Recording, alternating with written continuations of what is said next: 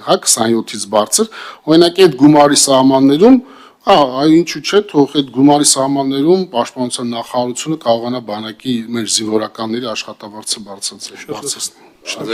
Չէ, դուք չեք կարողանում հարց եք տալ, որպես հարցը տվել եք, հարցի պատասխանը ստացել եք։ Հարց տվող արձագանքում է։ Ուզում եք արձագանքեք մի հատ ելույթ, խնդրեմ, խոսեք։ Առանց այդ մի Արդեն մի անգամ դուք մերժել եք ձեր վերածը, հիմա էլ ուզում եք որ մերժե։ Դուք էլ մեր հետ միասին։ Դուք։ Ես դրանք անդրադառնում առանձին։ Անդրադարձու։ Ու ընդհանրապես ինչա տեղի ունեցել, պիտի բոլորը դրա մասին հստակ իմանան։ Պարոն Մեհրաբյան, հիմա որ ասում եք պիտի բոլորը ծառայեն։ Ասում եք 27-ից հետո է պիտի ծառայեն քաղաքացիություն ստացումներ։ Դուք գիտեք, որ այդ կարգավորումը ես եմ մտցրել։ Չէ, ովքեր Հայաստանի քաղաքացի չեն եղել։ Տարիները ո՞նց է եղել Հայաստանում։ Մարդիկ սպասել են 27-ը լռանա, 27-ից հետո եկե դառել են քաղաքացի, ոչ ծառայել են, ոչ գումար են վճարել։ Որովհետև Հայաստանում զինվորական ծառայության տարիքը եղել է 18-ից 27-ը։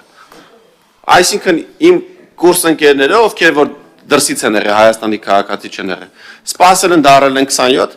դառել են Հայաստանի քաղաքացի, ոչ ծառայել են, ոչ գումար են տվել։ Արդար էր դա։ Արդար չէր։ Ես ինչ եմ առաջարկել։ Ասել եմ, եթե դու կգաս 27-ից հետո կդառնաս քաղաքացի, միևնույնն է պիտի ծառայես կամ վճարես, որովհետև դու չպիտի արտոնյալ լինես, ինչա սպասել ես 27-ը լռանա։ Ու այն 18 տարեկանով որ գնում են ծառայում են, ունեն նույն իրավունքներն ու պարտավորությունները, դու ունես նույն իրավունքները, պարտավորություններն է քո վրա պիտի տարածվի։ Ու սրա արդյունքում մենք ունեցել ենք թե ավել զինծառայողներ, թե 160 միլիոնից ավել հավաքագրված գումար։ Այսինքն դա իմ առաջարկն է եղել, որ պիտի բոլորը ծառայեն, ես եմ ասել։ Հիմա նույնը ասում եմ, մարդ այսօր որ 24-25-ա, 20-ա, ուզում է դառնա քաղաքացի, այսօր իրան այդ հնարավորությունը տանք, ավել գումարը վեկալենք, իրան է բերենք պայեստազորում գրանցենք, հավելյալ համ պայեստազորային ունենենք, համ գումարն է տանք ծառայողին։ Եթե չտանք այդ հնարավորությունը, նա չի գալու մինչև 27, իսկ մինչև 27-ը հնարավոր է 2 երեխա ունենա, արդեն ազատման հիմք ունենա,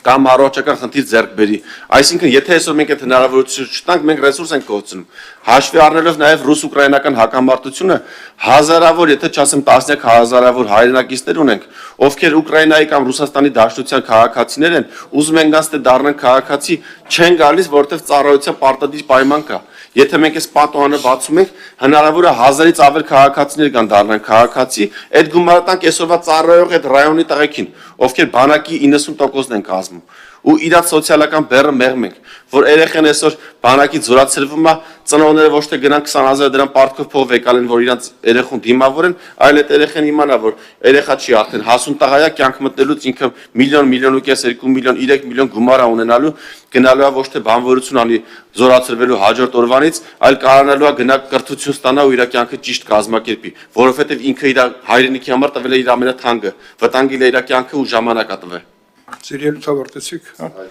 Շատ լավ։ Հարգելի գործընկերներ,